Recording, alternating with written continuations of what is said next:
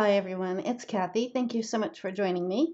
Today I'll be creating this slimline Easter card and I'll be using the Spring Bunny stamp set along with the coordinating dies. I'll also be using the ATC Slimline Windows die set. You get a whole bunch of dies in this particular die set, but for my card I'll be using the largest die and then one of the rectangles just to make 3 little windows.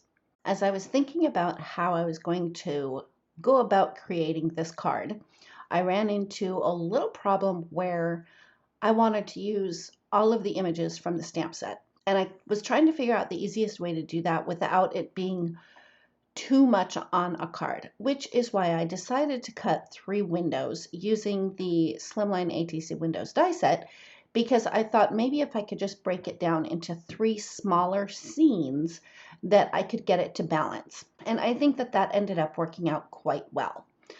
For the coloring, and I'm not going to leave all of the coloring in because there was quite a bit of coloring, but I did want to share how I colored the bunny. I stamped all of my images using Copic friendly ink. And for the bunnies, I used a series of warm grays. And because the gray markers blend easily, I started out with my darkest, which was W4, and added that in the areas where the shadows would be the darkest. I blended that out with W3, and then I finished up with W1. I really wanted to make sure that I left the top of the bunnies' heads and the top of their ears pretty light so that my shadows stayed darker. For the fur around their muzzles and their tummies, I used E41 and E40. And for the insides of their ears and their noses, I used 2 shades of pink markers. I'll be sure to list all of the Copic markers that I used in the description box below for you, as well as all of the other products that I had used. When it came time to think about coloring all of the other elements for the card, I wanted to make sure that it still had a cohesive look, even though I was trying to create 3 little scenes in each of the rectangles. So to keep that cohesiveness and, of course, avoid rainbow vomit, I was very careful about the colors that I chose to color in the elements. I colored the one egg with the purple and the teal. Now, to make it cohesive on the other side, since there was less teal than purple, for the second egg, I did that one in pink and teal to tie those 2 eggs in together, and then I used my white gel pen to add some details to those eggs. I should probably mention that before I actually started coloring these images, I did have somewhat of an idea of how each of my little scene was going to look in each of the separate rectangles.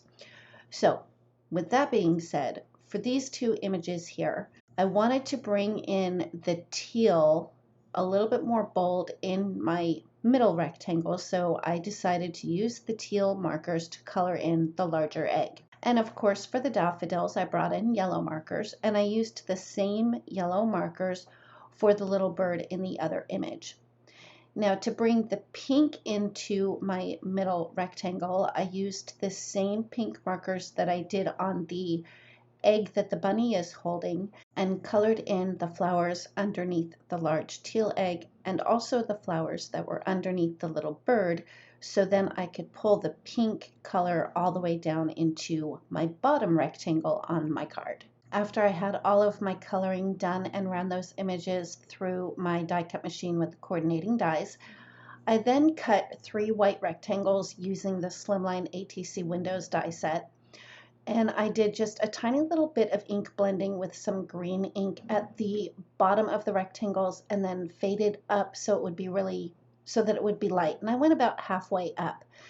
I did that just so my images would have somewhat of a ground to them to make sure that my images didn't look like they were just floating. To stamp my sentiment and get it centered how I wanted it, I arranged the elements on the rectangle in my MISTI, and I just used the magnet to hold it in place, and then I stamped the words.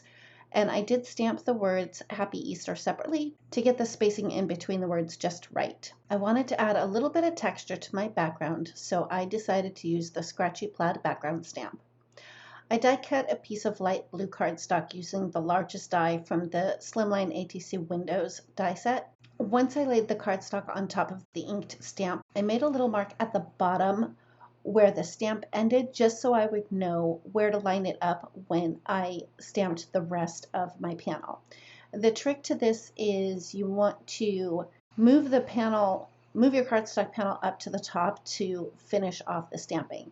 So after I had stamped that background, I grabbed that rectangle from the Slimline ATC Windows die set, and I ran it through my die cut machine 3 times. Now the spacing isn't exact between the middle and the bottom rectangle, but I knew that once I got all of my little elements adhered to my card that it wasn't going to be very noticeable at all. So I adhered my die cut panel to the front of my card base, which started out at 8.5 by 7. I scored it at 3.5 inches on the 7-inch side, so my finished card is 8.5 by 3.5.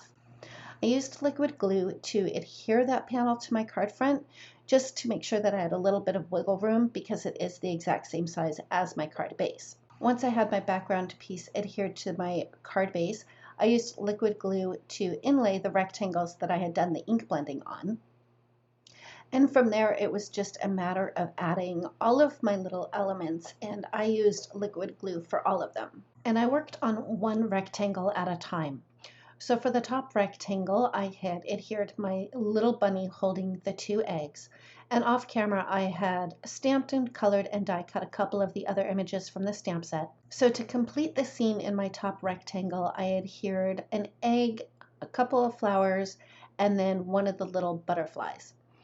The butterflies, I colored those yellow because in that top rectangle, I didn't have any yellow, and I wanted to bring some yellow up so that it would be cohesive with my center rectangle. For the center rectangle, I just needed to balance out the right side a little bit, so I added flowers and then I added 2 butterflies. Finally, for the bottom rectangle, I added the other bunny and the chick with the flowers, and then to fill in that space between the bottom rectangle and the second rectangle, I added 1 more butterfly. And that's it. That finishes up my card for today. Thank you so much for joining me. If you like this video, please give it a thumbs up. If you've not yet subscribed, we'd love it if you would. And don't forget to ring the bell so you're notified every time a new video is posted. Thanks again, and we'll see you next time.